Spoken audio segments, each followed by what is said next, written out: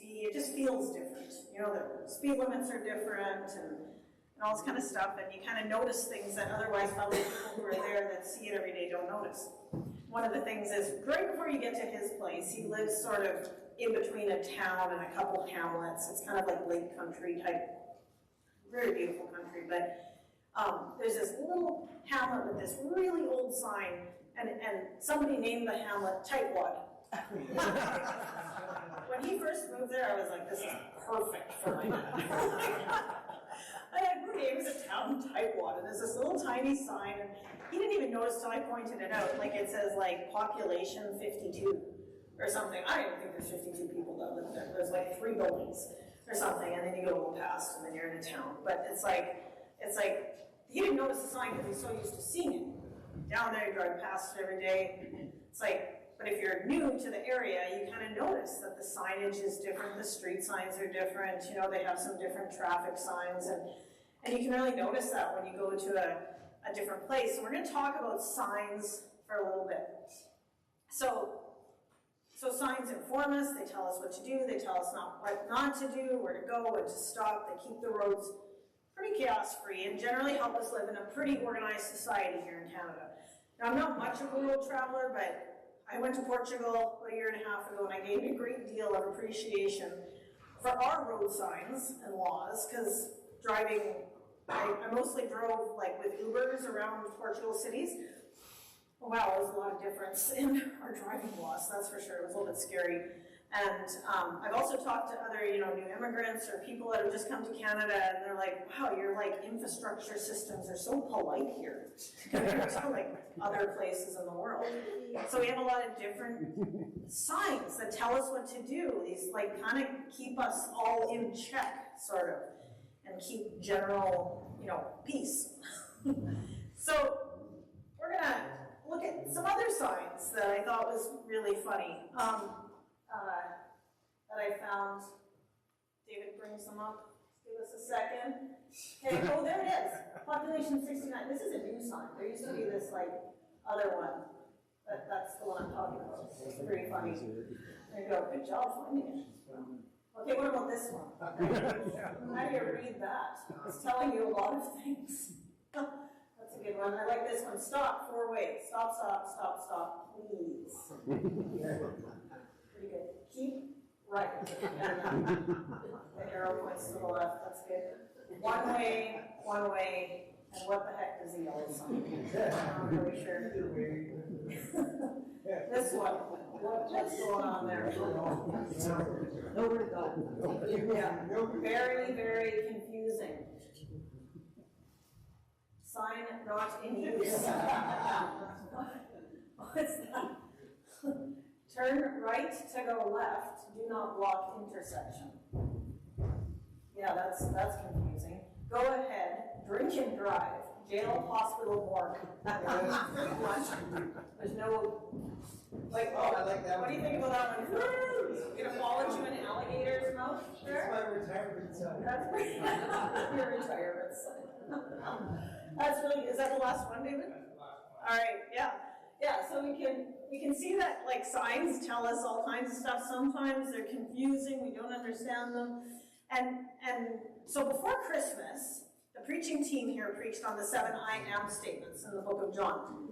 And John was a pretty clever guy, and he was very intentional about what he wrote, inscribing life in Jesus. And he wrote the book of John and included the things he did, and we'll review this, in order that Jesus' glory might be revealed, and that we can know him and we can recognize him. So the 7 I am statements were that I am the bread of life, I am the true vine, I am the good shepherd, I am the resurrection and the life, I am the light of the world, I am the way, the truth, and the life, and I am the light of the world. But John also included 7 specific miracles that Jesus performed, and John called them signs. He didn't use the word miracles, because he specifically wanted to point us to who and what Jesus is. And they revealed something very specific about him in each miracle. Now, Jesus did a lot of things throughout his ministry that aren't recorded. In fact, John says at the end of his book, the very end, in chapter 21-25, Jesus did many other things as well. If every one of them were written down, I suppose that even the whole world would not have room for the books that would be written. Of course, this is said in John's understanding of books and information in relation to the age in which he lived, but we can assume that it was a lot. Jesus did a lot of things, but John specifically chose these 7. So 7 in the Bible is a significant number. It's considered the number of completion throughout the Bible. And I think if we can remember and study and deeply understand the depths of these things and dig deep, like we did with the I am statements, it will reach you and grow your faith and give you confidence in the Jesus you came here to worship and know. You don't need to have all the answers, have read through the whole Bible, although I recommend it, or be a theologian or have gone to church your whole life to grow in your faith. To know Jesus and mature as a believer in him, or to help you decide maybe if you even want to know him, John offers 7 signs and the 7 statements that can be the foundation and the beginning of your faith walk and relationship with God. So today, we're going to look at the first sign or miracle that John recorded. The other Gospels, Matthew, somewhat Mark, and Luke, they spend quite a bit of time documenting important aspects regarding like the beginning of Jesus' life and the events that led up to his birth. And John, he ignores all that. He has this extravagant explanation in the first chapter, and then he gets right down to business. And that's where we're going to land. We're going to dig deep into the story so that God can show us something deeper about who he is and who he is wanting us to be, and maybe something he wants to accomplish in you. Digging deep is important for us all, no matter how long you've been a Christian. It helps us go beyond just knowing about Jesus to knowing Jesus in a deep and personal and intimate way. If we live life as Christians only looking for resources from the Lord, those are the, what can I get out of him? Constantly measuring the payoff of your faith in according to, maybe material acts or how good I feel. Or I walk with an attitude of, what can God do for me? What can he give me today? You'll miss a lot of being in relationship with him. And what is this thing we're missing? It's called revelation. Jesus said one time, greater things, he told the disciples, greater things are yet to come. But we're going to miss the boat if that's all we're ever after, are resources from God. You see, here's an important thing. Everything God does for you, when you get the resources from him, when he shows you the thing to do, when he's provided for you, all of those things, those resources, they're actually for the purpose of pointing you to who he wants you to be.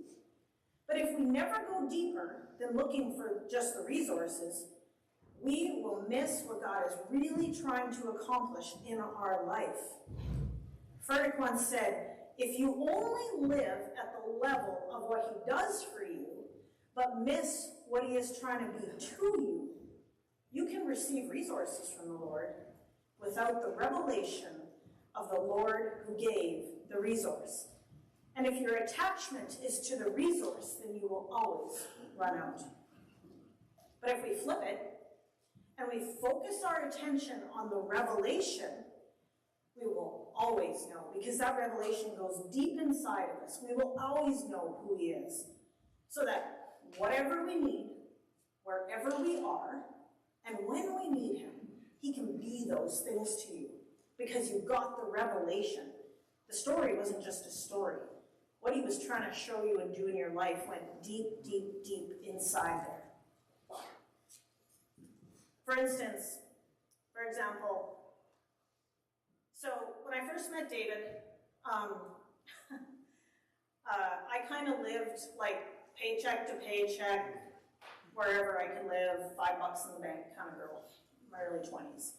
Not real financial responsible, in crazy debt, bad credit, made bad decisions, all that kind of stuff. And money didn't really stress me out, but I didn't have any to be stressed out about, so I was like, oh, whatever. And then I met David, and he was far more financially responsible than I was. He had some money, and then we got married and used it all for that. but then, you know, we got jobs, and we were, you know, getting ourselves together. We were working a lot, and we bought things and had a home full of stuff. I could fit everything I owned before I met him into my Mustang. I was set, you know. And then I met him, and then I was like, oh, this doesn't fit anymore. We kind of got some stuff, and you know, you think, okay, we'll make more money, we get more financial security, this is going to be so great, and it's like, and then, you know, we started to have kids, and we had to buy a bigger vehicle, and then eventually you buy a house, and then you get all this stuff, and you make more money, but it's like, man, the more money and more stuff we had, the more my anxiety rose, like big time. You know, and you know, being a construction carpenter, he would, you know, if suddenly he was laid off in the winter, I would just be like so stressed out, and my anxiety level would be like through the roof. How are we gonna pay the bills? It's terrible. You need to get more work. What are we gonna do? You just blah blah blah. And I would just freak out over not having enough money, or what I thought was enough money. And I kind of went through this cycle for years of like, and then I'd eventually get on my knees. Oh Lord, please provide for us. And every time He provided. Never went without in 25 years. But it wasn't until a few years ago that suddenly it was like God stopped me in my tracks and went, what are you doing? You know I am the Jehovah Jireh, the provider of your life. You need to let this anxiety thing go. And the revelation of Him being absolutely my provider went deep inside of me. And I don't have those same anxiety attacks anymore, and I don't attack Him about it either. I realize He's got this. And it might mean, you know, His provision might be a little different than I would like it to be. It might mean, oh, we gotta let go of this thing you were planning. Maybe we're not gonna buy that. You gotta live a little leaner. It's okay, because He's got us. It'll be okay. That's revelation. When it changes who you are on the inside, it deals with something, maybe sin in your life, and you get it. It's that deep place. So we're going to read this first sign that John talked about. And then we're going to kind of pull it apart a little bit, because we're going to look for the revelation that God wants us to show us today. So let's read through John chapter 2, verse 1 to 11. It's well known. On the third day, a wedding took place at Cana in Galilee. Jesus' mother was there, and Jesus and His disciples had also been invited to the wedding. When the wine was gone, Jesus' mother said to Him, "They have no more wine." "Woman, why do you involve me?" Jesus replied. "My hour has not yet come." His mother said to the servants, "Do whatever he tells you." Nearby stood 6 stone water jars, the kind used by the Jews for ceremonial washing, each holding from 20 to 30 gallons. Jesus said to the servants, "Fill the jars with water." So they filled them to the brim. Then He told them, "Now draw some out and take it to the master of the banquet." They did so. And the master of the banquet tasted the water that had been turned into wine. He didn't realize where it had come from, though the servants who had drawn the water knew. Then He called the bridegroom aside and said, "Everyone brings out the choice wine first, and then the cheaper wine after the guests have had too much to drink. But you have saved the best till now." What Jesus did here in Cana of Galilee was the first of the signs through which He revealed His glory, like we just talked about, and His disciples put their faith in Him.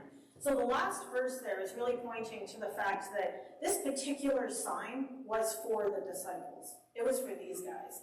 And not all the disciples were with Him, but it was specifically so that they would see firsthand in this intimate way His power of what He could do.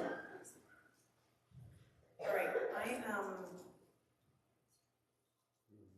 going to get my phone out, which I don't normally do. Just give me a second. I'm going to pull out my Bible app so I don't have to turn around here. Okay, so let's see. John chapter 2, verse 1 to 11. Okay.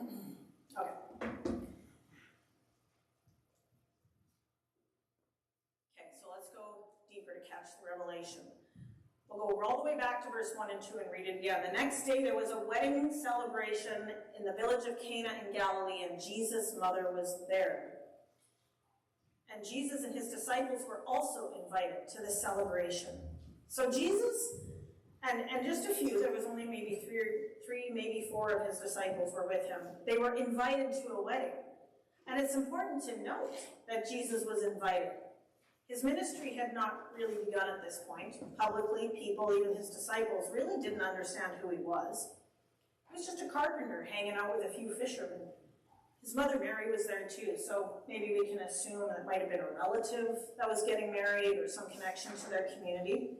I don't know, but they were invited, and Jesus came. What do we know about this? When we invite him, he shows up to the bad times in our lives, to the ugly ones too, but he also shows up to celebrate with us. He already knows the things we're going through, the desires of our heart, but he has given us free will to invite him into those places. You can go through them without him. He's still there, he knows, but he wants to be invited. Jesus was obviously not above going to a good party. It's important as we look beyond the moments of our need in our lives, when we go to God and with whatever we're struggling with, but also to look to him and invite him into our joy and our victories, our achievements, because he really already knows, and because he's a God based in relationship. That's really what he wants out of you, is relationship. He wants to be invited to the parties too. Invite him, acknowledge him during the moments of celebration, and I know that it brings joy to the heart of God. Let's go to verse 3. The wine supply ran out. Oh, I'm reading the wrong. Sorry about that, guys. When the wine was gone, Jesus' mother said to him, "They have no more wine." Now, during this period of Jewish tradition and culture, a wedding traditionally would last about a week. Thank goodness we don't do that anymore. I don't know how much, I can't even fathom how much money that would cost nowadays. It was a long celebration, and each day had different aspects and ceremony to them. So the process was a long process of becoming man and wife. And it was both a celebration and this really serious thing that happened between two families and even two communities. And it was the groom's responsibility to take like an entire year to prepare and gather money and plan the wedding. It wasn't like today where we have the bride does everything usually and the guy shows up. It's like this was kind of the opposite. It was totally the groom's responsibility to get this ready. And the purpose of that was that he needed to prove that he was mature enough, that he could provide, and that he was going to be the leader of his family. And so that's what everybody was looking to him for. And if he wasn't ready or couldn't provide, this was considered a huge flaw in the groom's abilities. And the wedding could be called off or even stopped, and the bride's family could call it off even without her consent. It was even went as far as the mother-in-law could sue, the to-be mother-in-law could sue the groom and bring monstrous public shame on him. So this was a really big deal. Mary comes to him and says, "They have no more wine." It was because it was super significant. Somebody messed up. So let's take a second and wonder why Mary came to Jesus and said this. Jesus hadn't done any miracles yet. He had not declared his ministry. But if we go back into the accounts in Luke and read right around the birth of Jesus, Jesus says in Luke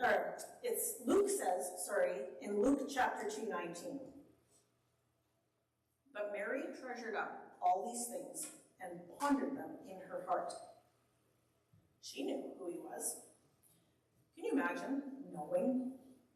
Having gone through nearly 30 years raising and watching your child, knowing there was something special, something great, even miraculous about him. And yet she could do and say nothing. She had to store it all up inside of her. She knew that his conception was completely miraculous, that something God had done, but almost 30 years has gone by. Can you imagine? I used to go, when I was homeschooling my kids years ago, I used to go to these like homeschool moms get-together thing, and there were like these keener moms who were like, my 3-year-old read a 120-page novel before breakfast. They don't brag about their kids and all this stuff. And it's like, imagine Mary sitting in a group of moms, my child's so gifted, and she's like, mine's miraculous, but never mind, and she couldn't say anything, right? It was like she kept it to herself. And the only one present at the wedding who had any idea of who he could really be or what he was capable of was Mary. And when she comes to him and says, they have no more wine, she was not informing him. He already knew. She was involving him. She knew somewhere, tucked way inside her heart, that he could do something. I ask you, do we inform God in our prayers and petitions to him? Or do we involve him in our lives? Do we pray like we're reading a calendar? Jada at supper sometimes asks to pray, and she's like, today we had library, and then I had noodles for lunch, and then we did math. Thank you, God. And that's, we're trying to get her to pray differently, but it's like she's got to inform him of what she did in her day. Or do we expect him to actually join us in our lives? Do we involve him by asking, seeking, and actually looking for his direction? Inviting and involving him allows us to let go of trying to control our lives. It puts Jesus in the correct position of being greater, of being the greater I am. He knows everything. We don't need to inform him of anything, but it sure changes things when we involve him. It's like this. Sometimes we might pray, God, I have a job interview on Monday. Please give me the job. We're informed. He knows he got a job interview. He knows he needs it. Or we can pray, God, you know I need a job. I trust you for guidance, that your will for my life for me is to work. Help me to be the employee they're looking for and to rely on your peace today. We're actually asking for his involvement. He knows what we're doing, and he knows what we need. But what's the deeper thing we need from him? All right, let's go to verse 4. Woman, well, why do you involve me? Jesus replied, my hour has not yet come. Woo, it's a little harsh. Gentlemen, I do not recommend this tone. May not go very well. You can try it, Dennis. You got my wife right? David would stand 50 feet away from me and spoke to me like this. Anyway, most commentaries on Jesus' response to her point to a way throughout the Gospels that Jesus kind of creates separation from himself and his family. One time they showed up at somebody's house and they were like, oh, we want to see Jesus. And he's like, nah, who are my mother and brothers? He creates this separation for a reason and a purpose. He knew what he was going to do, but he didn't want any appearance like my mom made me do it. He didn't want it to be like, well, Mary told me, mom told me to do this thing, so I must. No, he needed to create that separation. Like, it's not up to you, Mary, when I start my ministry, when I do the thing. Right? And it definitely didn't want it to seem like Mary was getting special treatment. We don't see any evidence of that in the Bible. Did they love each other? Oh man, you can see it at the cross. Right? Absolutely. But he knew that he needed to not give her that special treatment. And we knew that she understood because of her response. So verse 5, this is her response. His mother said to the servants, do whatever he tells you. Don't forget, this was not a public event. Only Jesus, Mary, a couple of disciples, and some servants were there. It was probably in the back room, of the compound where the servants were preparing food, and the storage was kept. But it seems like in this moment, her faith in who he was going to be, took over from the need to know what was going to happen, or that he was going to do anything at all. She had no idea at all. She didn't need to know the details. She didn't even need to witness what was going to happen. In fact, we kind of get the impression that after this, she probably left. So what can we learn? We don't need to know the details. We don't need to witness a show or go looking for the miraculous. We need to have faith that God is who he says he is, and that he will do and can do what he says he will do. Mary truly had great faith, but it wasn't a faith that was self-centered, that said, it has to be about me, I am the mother of God, by the way, or I have to be involved in what is going on here. It was a quiet knowing, an understanding that Jesus was to be obeyed and trusted. Can we live like this? Can we trust without searching for something outside of our relationship with him? Can we ask him to involve himself in our lives and trust that he will direct the rest? Can we lay aside our need to control the outcome and just do what he tells you to do? Verse 6. Nearby stood 6 stone water jars, the kind used by the Jews for ceremonial washing, each holding from 20 to 30 gallons. So, I want you to remember a word. We're going to come back to it. Nearby. Remember that word, tuck it away. So these jars were nothing special. In fact, they were just used to hold water. And the water was used for the Jewish people to ceremoniously wash themselves throughout various times of the day. It was all commanded in the Old Testament. They had to do a lot of washing. They were placed throughout the compound of the wedding for this washing purpose and just holding the water. But they were big, and there were 6 of them, really big. It was estimated that each of these jars altogether would hold about 480 liters of water. They were big, and that was going to be a lot of wine. Now, there's a lot of significance that we could focus on here about these jars. Jesus was foreshadowing that his blood on the cross would be replacing the Old Testament law of ceremony washing in order for the Jews to cleanse themselves from impurities and their sin. And he'd be replacing that with the shed blood on the cross, which is a one-time forgiveness and cleansing we receive when we believe on him. His blood, as he later teaches, is represented through the wine of communion. But there's another deeper revelation, actually, I think, that I want us to take today, and that is, he is the God of more than enough. He will always be the God of more than enough. When he shows up, we can trust that his provision, his answers, and his involvement in our lives will always be more than enough for us. Now, I just want to clarify one thing. The Bible doesn't condone drunkenness. It's not like it's okay to be drunk, is what Jesus is saying. He's not doing that. It also doesn't teach against alcohol. So don't go home and pray over some oil drums to fill with wine if drinking is your thing. Not going to happen. But understand that when we invite him into our lives and involve him and give him control, when we do what he says, he will be the God of more than enough.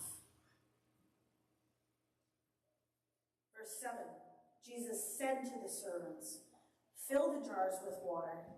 So they filled them to the brim.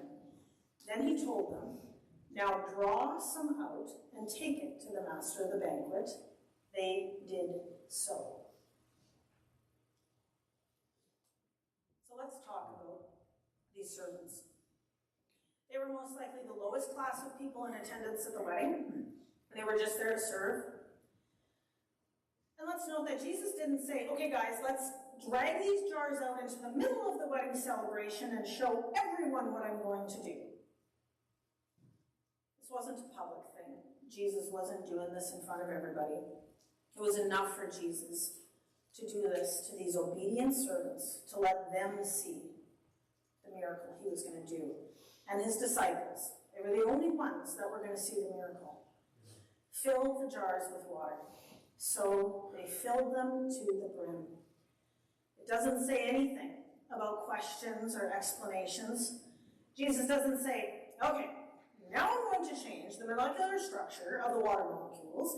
I'm going to create something from nothing. Someone get me a whiteboard so you can all understand this. He is the God of all creation. Remember John 1?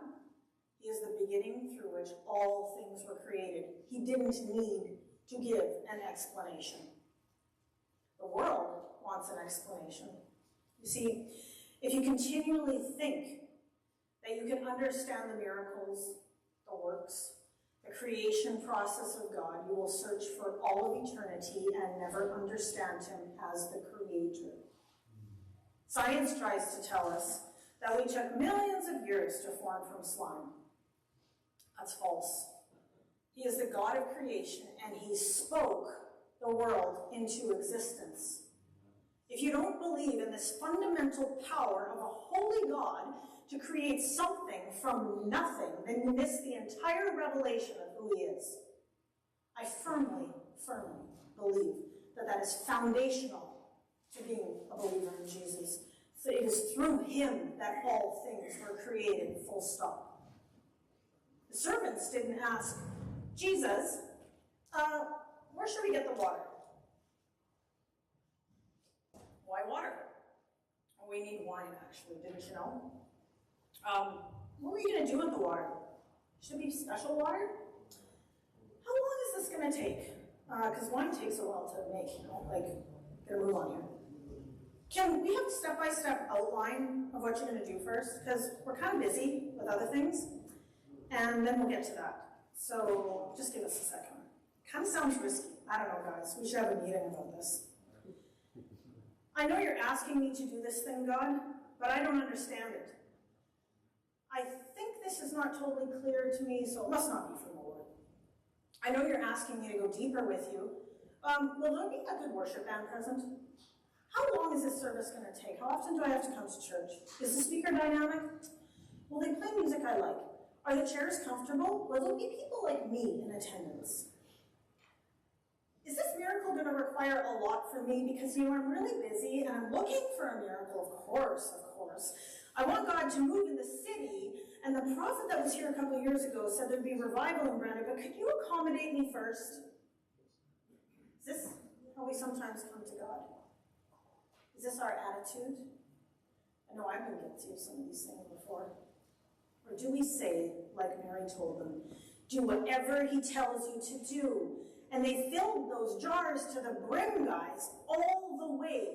When God is asking us to do something in our lives, if we want the whole blessing, we better be ready to go all the way, because he's not looking for halfway obedience. Those who come to church to get resources from the Lord, only resources, and sit and only receive over and over and over again, they miss the revelation of what he is doing in the church and the world. He reveals himself to servants that go all the way, willing to give it all. God does miracles amongst people of action. Read it. It's in the Gospels. It's undeniable. He's looking for servants who will fill the jars all the way to the top, without questions and only faith and obedience. My question is, can we be those people? This is a high and difficult calling. It is a calling without grandeur, without fame, but one with an eternal reward, as the Bible promises. I actually believe that if the church in Brandon could grasp this level of heart obedience to God, it would change our city, and we would see the power of God move in ways we could never imagine. Let's finish up with 9 and 10. And the master of the banquet tasted the water that had been turned into wine. He did not realize where it had come from, though the servants who had drawn the water knew. Then he called the bridegroom aside and said, "Everyone brings the choice wine first, and then the cheaper wine after the guests have had too much to drink. But you have saved the best till now." The master of the banquet was kind of the most senior servant, and he was the one in charge of carrying out the groom's plans and preparations for the wedding. Some say his response to the quality of the wine was a rebuke, but that's not actually how I read it. I think it was surprise. The wine was really good. And normally, of course, the good stuff came out first. They'd wait till everybody was drunk, and then they'd give the cheap stuff. Which is, I guess, kind of logical. But this was different. This was not God's way. His creation, his provision, his miracle will always be better than anything we can come up with first. Because when God shows up in your life, when miracles happen, the world isn't going to get it. He doesn't do things in us and with us to make you more appealing to the things of this world. He transforms your life to be more like him. Tomorrow's miracles, having a changed life, is always going to be better than the wine of yesterday. The worldly things we have filled ourselves with. Tomorrow is better with him always than any day behind you without him. I promise you that. I am living proof of that. And I'd like to leave you with a few points to think about. What are you running out of? Ask yourself, what am I running out of today? And I can promise you we're all running out of something. Might be money, relationships, work, fame, time. We're all running out of time. Not one of us knows how many days we will be on this earth. But God is giving us an invitation to be in relationship with him before that time comes, so that we can know him and be with him in his glory in heaven. But while on earth, sometimes he lets us run out. Sometimes we have to get to the bottom of ourselves and have nothing left, and realize there is no place to go but to him. Why does he let us run out? Because he wants to replace it all. He wants to fill up the entire jar of your life, overflowing with his healing, his presence, and his salvation. And sometimes he doesn't fill our emptiness with what we think we need. Sometimes it's totally different than what we're expecting.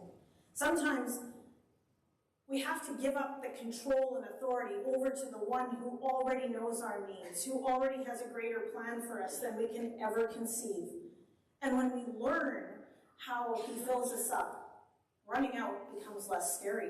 When we understand the revelation of who he is, being filled up becomes our natural state of being. God's fullness, his presence, and healing in our lives brings peace and joy that no amount of wine could ever satisfy. Second, remember the word? What's the word I asked you to remember? Nearby. Nearby. Can you see it? We don't need to go looking for God, looking for where he is going to do a miracle in our life. We spend way too much time often, I know I have, pondering really inconsequential decisions sometimes. Should I live here in this house, or should I live in here in this house? Should I go to this school or this school? Should I buy that or that? And God says, just trust me. Make a decision. Work hard. Be honorable and faithful. Because I can work in your life no matter what the choice is. If it's a godly choice, trust him and move. He'll shut the door if you're walking with him. Or he'll leave it open and he will do a miraculous work in your life. We already know, and he already knows. It's nearby. God can use the most common things in our lives to bring change and revelation and to show us what to do. And lastly, it's now. Not after we have a 3-year plan in place, have all of our ducks in a row. We completely understand the process, and he's looking for obedience, for trust, and for servants who are willing to act now. Hebrews 11 verse 1 says, faith is the confidence of what we hope for, will actually happen. It gives us assurance about things we cannot see. By faith, we understand that the entire universe was formed at God's command, that what we now see did not come from anything that can be seen. We don't don't need to understand the process. We only need to know, we only need to do what we know. Trust and do what's in front of you. Are you willing to trust that He's the God of creation, who has every day of your life planned in advance? If only we would get up, act in obedience to Him, do what He says, and receive the best wine, His shed blood on the cross that changes everything. And running out of whatever we were filling up our yesterdays with, getting to the bottom ourselves to allow Him to fill us to the top with overflowing blessings and change and eternal revelation. How changed we would be to think what God would do with us.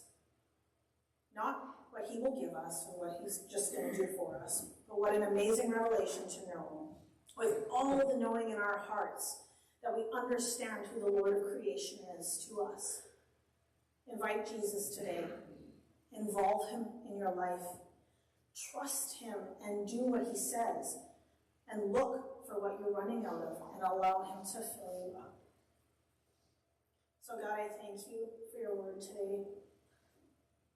I thank you that you gave us signs while you were here on earth that point and teach us to the deeper places that you want to go with us.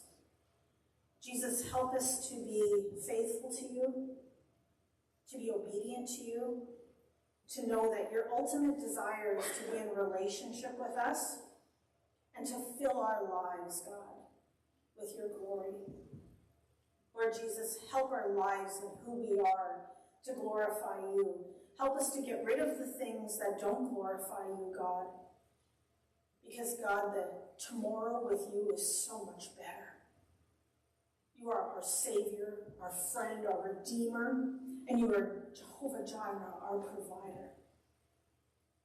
You are the God who fights for us, who is willing to go through the dark places, who wants to celebrate with us. And Jesus, help us to let you in, to trust you, to walk with you every day, to go to the deeper places for revelation. Thank you for the new wine, Jesus, the new wine that fills our life, that gives us, fills our emptiness so we don't have to run to other things. I thank you for everyone here today, God. I pray that you would just bless their lives in Jesus' name, that you would keep them safe, that you would walk with them throughout this week, that they would find community, and that their lives would honor and glorify you. In Jesus' holy name, thank you, Creator of the universe. Amen. If any of you need prayer, if there's anything that God has spoken to you, the elders are going to be at the front, and we totally want to pray with you. Otherwise, be blessed this week.